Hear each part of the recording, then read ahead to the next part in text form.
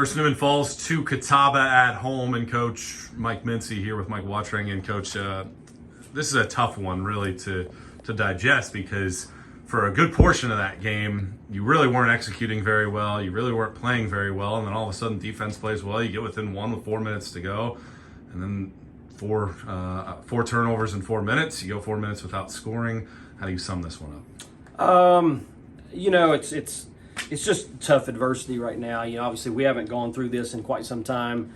And this new crop, they're having to experience this, and some of our returnees are experiencing it. And there's just some things that are happening, when you have a kid and maybe hit a three that hadn't hit one in 2 years. It's like, and then we get balls going in and out. It's just a weird mix of like stuff that just makes you scratch your head, like what's going on. But as you just walked in, we know that Catawba doesn't hit a field goal in the fourth quarter. Their last field goal was with 43 seconds left in the third quarter. And we have a chance to cut into it, which we do. But with 3:46 left on the clock, we have four turnovers. We don't even get a shot at the rim. And if there's one thing I hate in basketball, I cannot stand turnovers, because you don't even give yourself a chance. So I appreciate the grit and the effort to get back in the game. We were down 15, and to get enough stops. But today our offense killed us. We actually held them, the first time we've done it in a while, we've held them under their field goal percentage and their 3-point field goal percentage. But then on the offensive end, we just can't.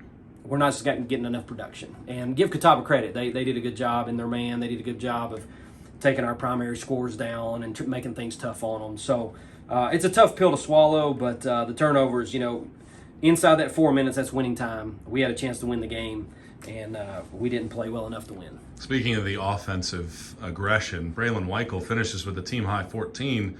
She only takes 6 shots, though, in 37 minutes. Would you like to see her be more aggressive? Yeah, she's going to obviously get the other team's best shot, the best defender. Sometimes I keep bigger defenders on her and that kind of thing. And, a lot of times she wants to try to get the rim, and teams are doing a pretty good job of trying to cut that off for her. So we're trying to get her to get pull-ups, and they're not letting her get loose at the three as much. And so, it's a tough gig when you're, 5'6", and the other team's putting their best defender on you. We try to run some stuff to try to get her stuff, but a lot of times in her success, it's just been coming out of the flow of the game. And unfortunately, whether it's not quick enough ball movement, we're just not able to get her the kind of shots that we'd want her, the volume of shots we'd want to get for her. Silver lining of this game, bench points, 23 of them, season high in that category. Really been a slog for that group to get going, and Ruthie and Boogwa, really a coming-of-age performance in this one with how strong she was on both sides of the floor. Yeah. What kind of confidence does that give you as a coach that maybe it's not happening right now in November, but give us a couple months and we could certainly be strong when it matters? Yeah, that was something I was happy to see in the first quarter, because the starters kind of got us down a little bit. Then that group came in. Keely's a freshman, Emily's a freshman, Ruthie's a redshirt freshman, Callie came in as a freshman. And so even though it feels like we have experience, we are kind of young. And when we put that second group on the floor, we had a lot of youngsters out there trying to get it done. Max really only in her second year in the program. She played well there, hitting a couple of threes. So that group did well. They played defense well. They scored the ball. And I think that will bode us well moving into our next game, our next several games. We've got a long season ahead of us.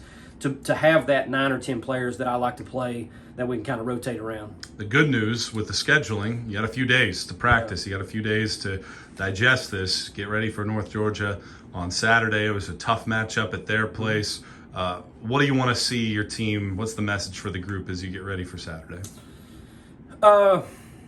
We're just shooting ourselves in the foot too much with ill-advised plays, just not the smart plays. They're playing hard. They want to win and all that kind of stuff. But it's just like we talk about late in the game. You can't turn the ball over 4 times, especially when the other team has gone cold and they're not hitting shots.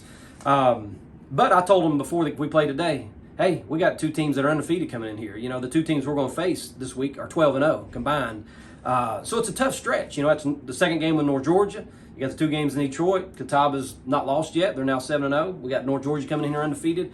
So this is a really interesting stretch that we got for our basketball team. Teams that are playing well, and 3 of the 5 that we've played are undefeated.